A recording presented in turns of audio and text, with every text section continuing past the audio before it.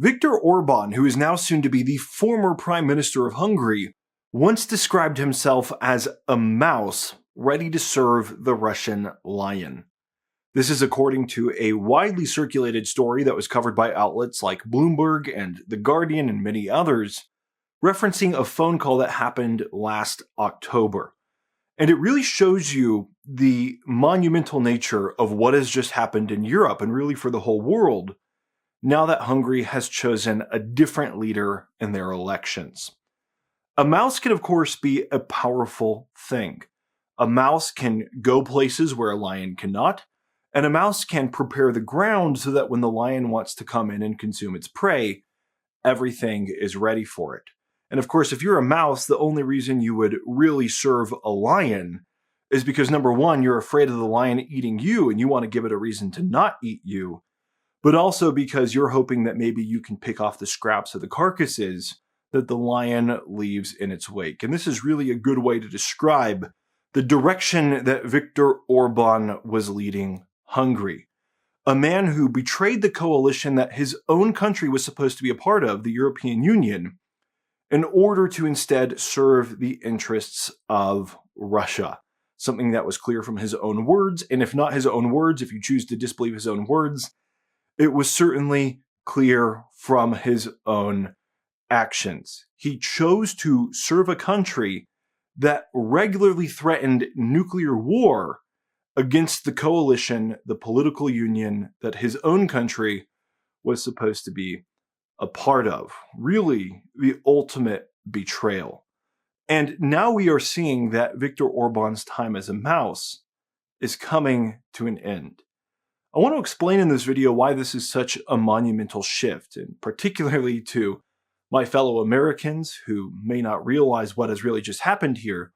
Because at first you could think that what's happened in Hungary isn't that big of a deal. Hungary is a very small country. They're a country of only approximately 10 million people. And even within the European Union, that is just a blip on the radar. But they are a small country, a mouse, that has had outsized influence.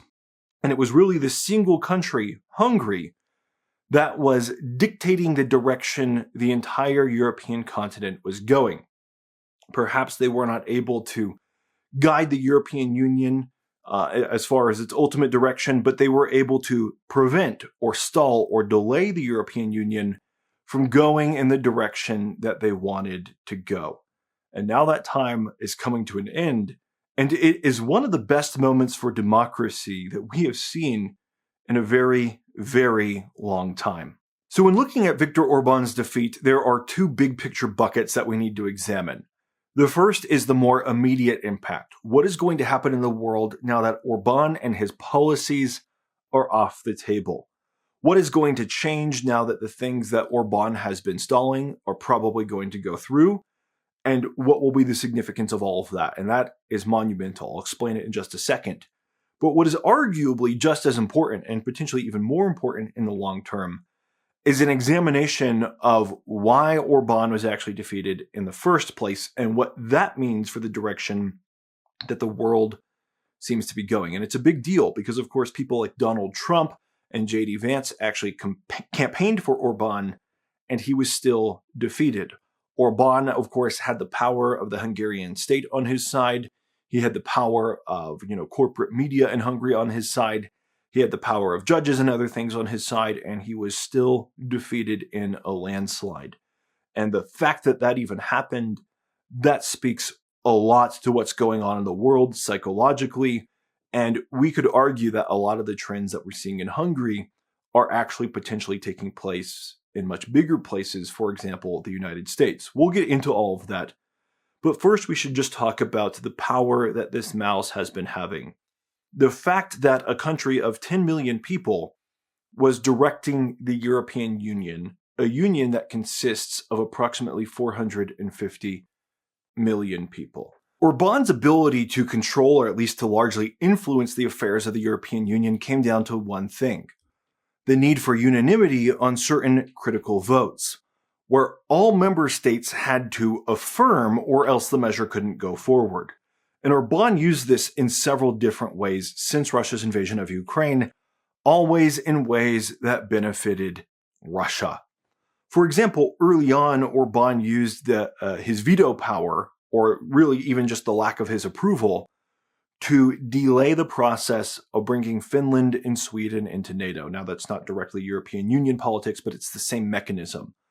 Orban used the fact that he was a small country with a veto to prevent larger measures from going forward that everybody else wanted. And in the case of Finland and Sweden, he was able to delay them from joining NATO from 2022 to 2023 and 2024, which is a big deal, especially at that time when Russia was just at the beginning phases of its war against Ukraine and nobody knew how weak Russia had really become.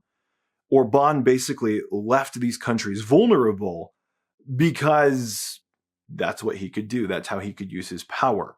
And Orban lately has been using this same power to prevent funding from going to Ukraine. A 90 billion euro loan from Europe to Ukraine that is ultimately backed up by Russian assets and probably won't actually cost Europe anything. Now, it's not actually directly backed by Russian assets yet, but if you read the language, there is the opportunity to have this loan backed by Russian assets if Russia refuses to pay war reparations to Ukraine. It's all very complicated. But at the end of the day, Orban was preventing funds from going to Ukraine that were not actually going to come out of Hungary's pockets. And these measures and many measures like them exposed a fundamental weakness in European democracy that Russia has been very explicitly exploiting. Russia has been using Viktor Orban, again, as the mouse that serves the lion. The mouse that is very small but can have outsized effects. And really, Orban has been being used as one of the primary tools of Russia's war effort. That might sound extreme, but there's really two major fronts in Russia's war against Ukraine. There's the normal warfare, and then there's the political warfare, by which Russia tries to prevent other countries from supporting Ukraine as much as possible.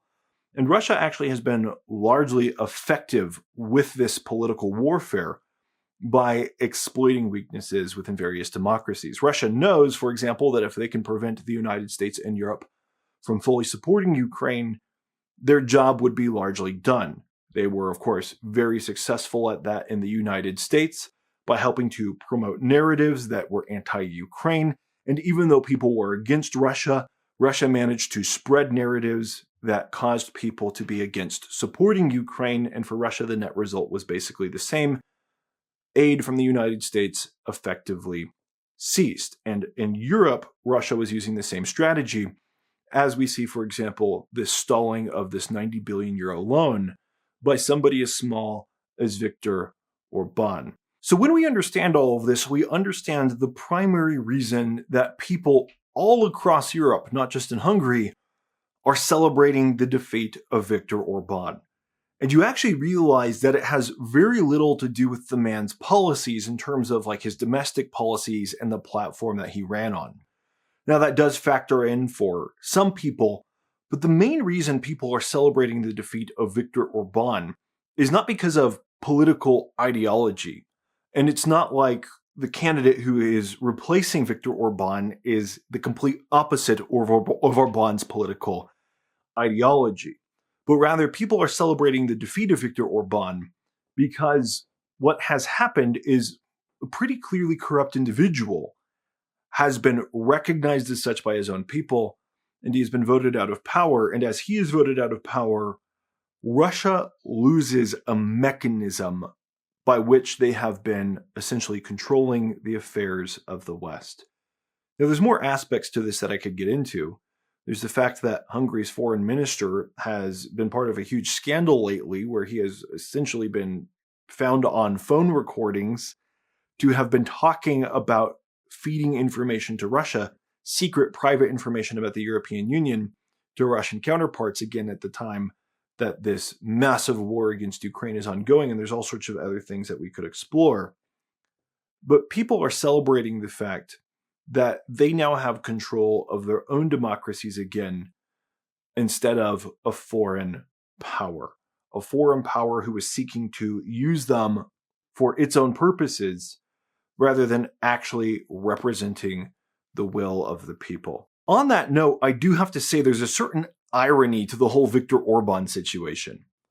And that is that this was a man who had rhetoric that was built around the idea of a Hungarian identity. He was a nationalist, and a lot of his rhetoric was basically against outside influences. He would talk about how Hungary needed to be free of the influence, for example, of the European Union. Hungary needed to guide its own affairs, and it should have the right to self-determine. Okay, these are strong arguments, and you can see why these appeal to certain people, but clearly it was not something that Orban himself truly believed in the bottom of his heart. First of all, because he caved into Russian influences instead of European influences. He clearly wasn't totally against outside influence. That, for him, was clearly just a narrative. But there's a bigger irony where him trying to prevent things that every other European nation wanted, a country of 10 million people trying to determine the affairs of a continent, a union of 450 million people, that just shows an inherent inconsistency. If he thinks that people should have the right to self-determination, maybe he should have let Europe decide its own affairs without him trying to tell all of those other nations what they were or were not allowed to do with their own money. You get the picture. And it's something that shows us that while Orban had strong rhetoric that appealed to a certain base, strong rhetoric that could get people to blame all of their problems on someone else, that rhetoric was always internally inconsistent. And that brings us perhaps to what is the most exciting part of this entire election. And that is the fact that a large portion of the Hungarian people finally saw through that. One thing that is fascinating about the demise of Viktor Orban is that this was a man who exercised a lot of control over, for example, the media. This was a man who was very good at controlling and influencing narratives, and for a long time that was very persuasive against his people. And really, this is a man who rose to power by having very clear enemies. He was one of those politicians who defined himself not by what he was for, but rather by what he was against.